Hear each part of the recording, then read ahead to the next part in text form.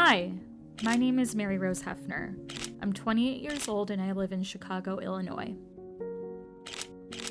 Growing up, I was fortunate enough to be able to travel around the world with my family. From Washington, D.C. to Lisbon, Portugal, and many other cities in between, I've always been one for an adventure. Well, at least until nap time hit.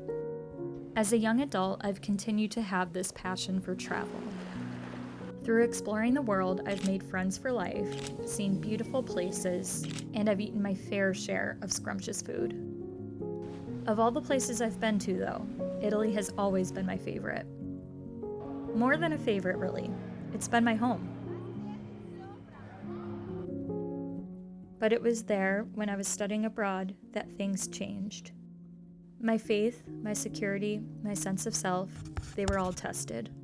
The evidence of which lives in the back of my closet. I wore this dress all the time that summer. I loved the way it made me feel, and I loved the way it looked. But it was while I was wearing that dress in Rome that I was sexually assaulted. I brought it back to the States with me, but I haven't worn it since.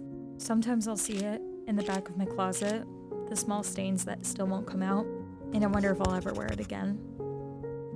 I'm Catholic and my faith is important to me, and I think after 19 years of Catholic education across 4 different schools, I've probably said the prayer, the Our Father, hundreds of thousands of times. Sometimes I'll just say the prayer and not really think about it, but lately I've been thinking about one line in particular. Forgive us our trespasses as we forgive those who trespass against us. I thought about this line and I thought about the person who assaulted me. Why would I ever want to forgive them for what they did to me? But then I started thinking and reading about forgiveness as a tool for self-healing. So I want to go on a journey and talk to people about forgiveness and what it can do for me. I don't want this person to have any more control over me than they already did. I want to be able to wear that dress. The first person that I'm talking to is Jesuit brother Matt Luters. He went to St. Louis University for his Master's of Social Work around the same time I was doing my undergrad there. There were a ton of Jesuits that were studying at SLU, and they would do this weekly event called Java with the Jesuits. They would supply coffee, and you could talk to them about anything from religious life to what was going on in your life that week. It was always really fun, and I always felt such a warmth and care coming from the Jesuit brothers. So I decided to reach out to Brother Matt and talk to him about forgiveness, both in our shared Catholic faith and beyond. So I got the entire idea about this project when I was in Mass saying the Lord's Prayer. It's like, how do I forgive this person who did something so horrible? I think it's important to differentiate that trauma is real. I think forgiveness is like a road, and I think we do an injustice to survivors of trauma if we just tell them that they should be forgiving everybody. I think forgiveness, especially for big things, is it's not letting the hate overwhelm you. I'm a little nervous about defending that and saying that I've chosen to forgive and explaining that to people, because I guess I can see where people would think that it sounds like I'm letting that person off when I'm not, you know? Sure. And I would probably be, if I was in the room with you when you were having this hard discussion with a friend of yours, I would become very defensive of you because it's not up to anybody else.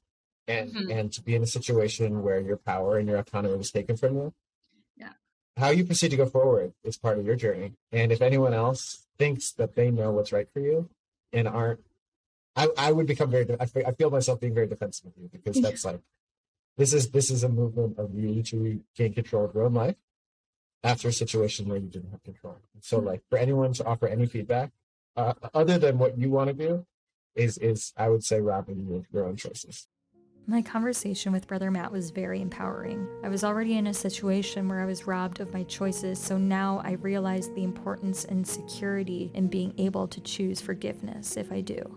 I also want to get perspective from a woman about forgiveness, so I'm reaching out to Dr. Hele Hocker, the chair of moral theology at Loyola University Chicago.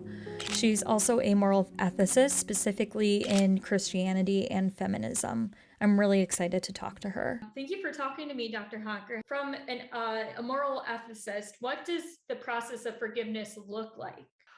I believe in moral imperatives and moral norms and moral commands. I really deeply believe in them. You should not harm other people, for example. You should not assault other people. That is an imperative. But is this imperative forgive others at the same level? I don't think so. It happens that you get to the point that you can forgive, but maybe not. Maybe Right. not. Maybe not.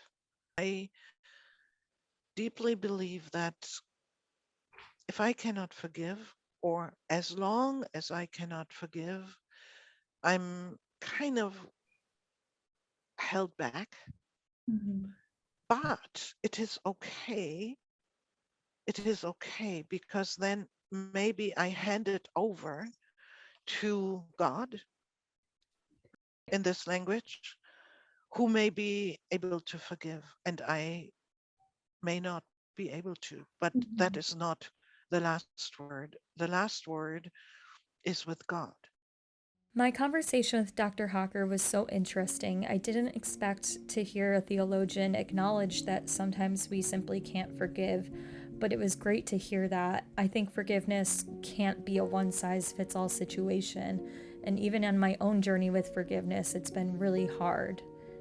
When I first started working on this documentary, I wasn't sure if I was ready to forgive. But through talking to Brother Matt and Dr. Hawker and thinking about all the nuances that forgiveness holds, I'm now confident in my choice. It's a personal journey, a personal choice, and everyone is totally valid in their own way. But to me, forgiveness is staring a situation in the face, never forgetting or supporting or accepting what happened, but moving on despite all the hurt. I'm ready and excited for the future. I'm going to travel to new places, cherish the people I love, and meet new friends, and face new situations with bravery and grace. He won't take up any space in my head anymore. But to him, I want to say, I forgive you. Oh, and the dress? It's back in the rotation. Got burned, but I learned our scars make us who we are. Now I'm 10 feet tall over my demons.